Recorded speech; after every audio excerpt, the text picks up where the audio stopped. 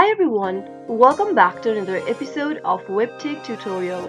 In today's video, I'm going to show you how to log into WriteSonic. Watch the video till the end and don't forget to subscribe to our channel by hitting that subscribe button. Press the notification bell so that you'll never miss another upcoming upload from us. Open up a web browser to get started.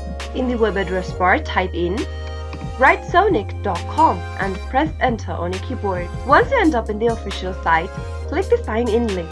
In the sign in area, type in your business email that you registered while signing up for WriteSonic. After you're done typing in the email, you have two options you can choose from. You can either choose to sign in with OTP. If you select sign in with OTP, if you make this selection, then you'll need to type in the OTP that you receive on your email inbox. Simply type in the OTP and you'll be able to log into your account.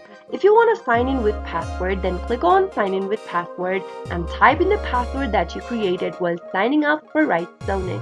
After you are done, click sign in and that is how you'll be able to log into your WriteSonic account. I hope the tutorial was helpful to you. If it was, go ahead and give us a thumbs up. I'll be back soon with more videos like this.